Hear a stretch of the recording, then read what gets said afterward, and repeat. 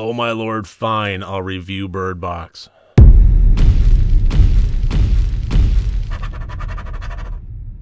Hello and welcome to Rotted Review of the Day, and today, as the intro might suggest, I am reviewing the 2018 movie Bird Box, which means that I am going to be the millionth and a half person that has weighed in on it on the internet, and it's going to get drowned out, and I doubt this video will be seen by anybody. But regardless, I do review horror movies. This is within my wheelhouse, and I would be reticent if I did not give it a whirl. So I did watch it last night, and what I came away with was a slightly above average movie that has some pretty major faults to it, mostly in the way that the film itself mirrors that of the main character. But to get into more details than that, let's get into the categories. As always, 4 different categories, each one worth up to 25 points for a total possible score of 100 points. And the plot of this one followed the main character of Mallory, played by Sandra Bullock, who is pregnant and not particularly looking forward to the birth of her child. She is very disconnected from the human race in general. She purposefully keeps a shell around herself and is worried that that shell will also extend to her child when it is born, that she will not have a connection with it, and that fear is preventing her from really engaging. And while she is struggling with this, the world goes all higgledy-piggledy as people start killing themselves en masse, and it basically starts an apocalyptic event wherein she is now in a house with other survivors, learning the rules of what is and is not dangerous. And the movie really takes off from there. There's a element of this where, if you've seen the posters, you've seen all the media, you've seen the blindfolds, and that's the key point, is there is something out in the world that, when viewed, will compel you to commit suicide.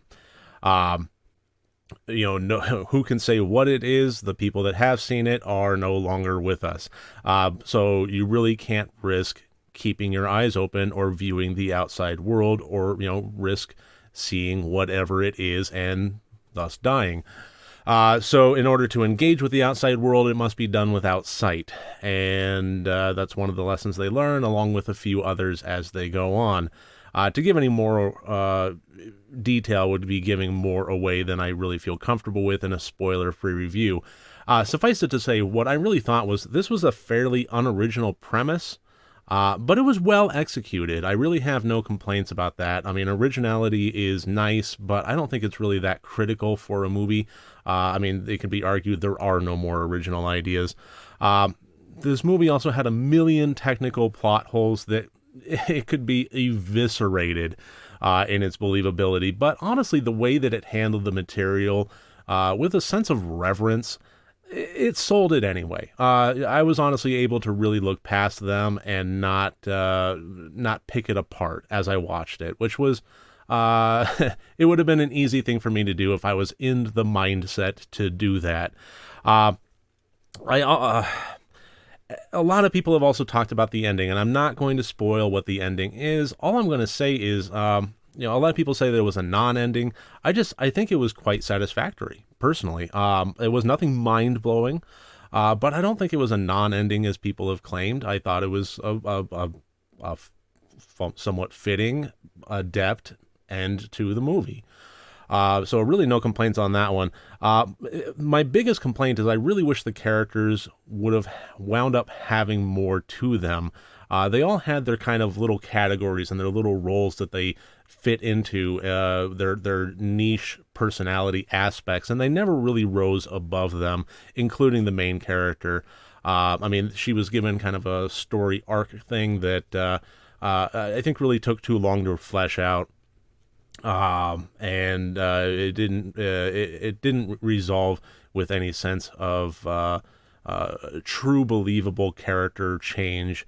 So in that way, by keeping the characters fairly cardboard, it prevented the movie felt just a little bit more flat than it should have.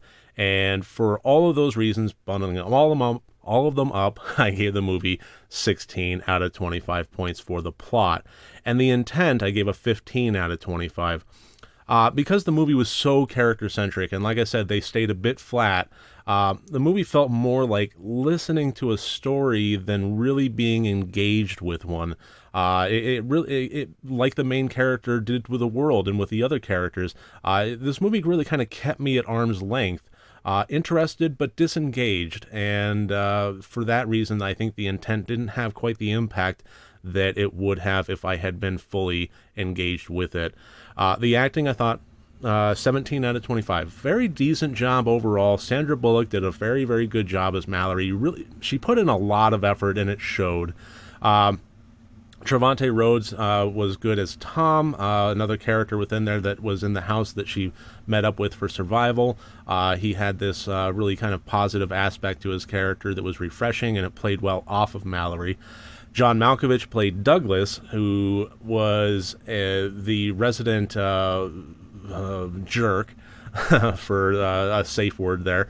But I mean, if I had any complaints about that, it would be that he played it fairly slightly over the top. But we're talking about John Malkovich here. He joins the likes of Jack Nicholson, where if they play it over the top, then hats off to them. I welcome that. It's a great performance nonetheless. John Malkovich playing over the top is welcome to me. So that's not a complaint. I'm not going to say it's a plus side on the acting thing, but it was a joy. And Danielle McDonald played Olympia, who was another survivor within there, and a naive, starry-eyed, hopeful, positive presence in there. That she was a frustrating character, but I really think that Danielle McDonald played it very, very well. I honestly think that that is one of the best bits of acting in the movie. I may wind up with a little bit of controversy on that one, but as much as I really was frustrated with the character, I really was impressed with the acting job portraying her.